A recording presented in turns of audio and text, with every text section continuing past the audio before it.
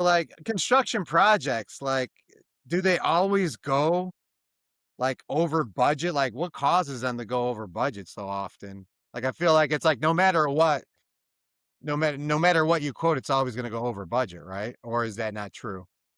I think it is the rush of everybody trying to drive down the price, as Mhm, lean as possible. And even if you have like a small amount for things that can go wrong, we like to every now and then do 1% on that, just CYA. But it's those unforeseen things. At least to us, that's what we've seen.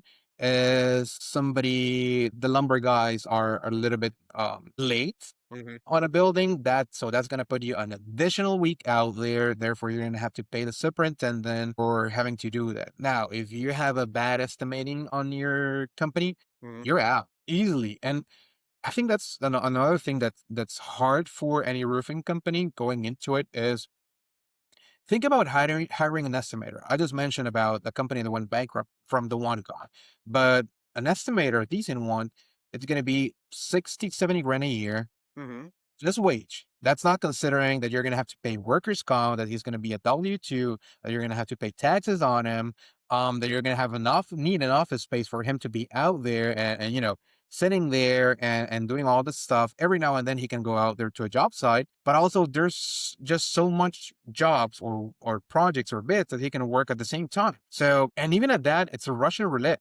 because they're gonna put all this bids and all these projects that they got on the resume. And I'll ask you this: if you're hiring somebody, how often do you call the references?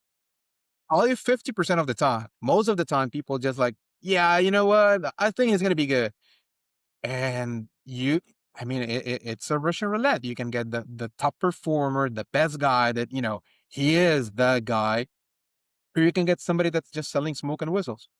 Yeah, so I mean, it's like estimating like a revolving door type of position where like the companies that have good estimators, they really value that guy, they're really compensating that guy, they're holding on to that estimator versus the one you keep seeing churn every 90 days, couple years, whatever. Like, is it like different levels of estimators? Definitely. And even you have that option. And you also have the option of third partying it. And within third party, you can do somebody local that then again, either you figure out their reputation and how they're it. And if they're good, they know they're good. They're going to bill you for that. And if not, if they're a rising star, probably, then again, it's a Russian roulette and they're going to be playing with your money. And how often do you see them actually like insured or that most of the contracts have some language that, hey, I'm doing the work, Mhm. but you have to review it again. I mean, Sure. do your job on reading through it, and I'm not liable if I/we missed something. And then you have the outsourcing option of nearshoring it or offshoring it.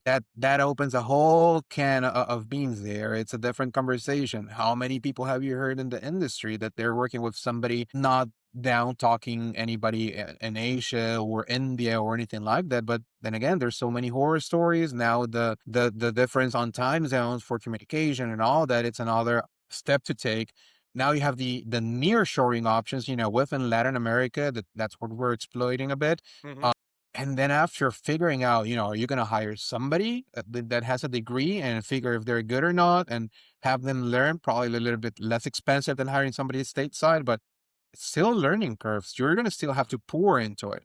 And back to the first conversation we had, if you're a residential roofer, that they're just going into it, what are you going to teach him? Yeah. Yeah, you don't know. You don't know what to teach them because you're a novice yourself, right, at that point. Exactly. So there's so many things to consider just before you do the jump. And, I do have this conversation constantly with residential contractors. Easily 75% of them are like, yeah, you know what? I think I'm still good. Let's pour all of this investment back into residential. Let's expand to another city. Let's do a franchise out there and make a bigger operation instead of doing commercial. And if you're going to do commercial, okay, let's do a 3-year plan. Mhm. Where do you want to see yourself here? What do you want to be doing at? So here, this is going to be people that you're going to have to contact. Let's talk with your local sales rep. Let's figure which companies do you want to target. Let's not target all of them. 300 companies just within your city. Let's go after two and do an organized plan, not just shooting a shotgun and see what do you hit. No, it's rather let's work on a sniper Um, Yeah.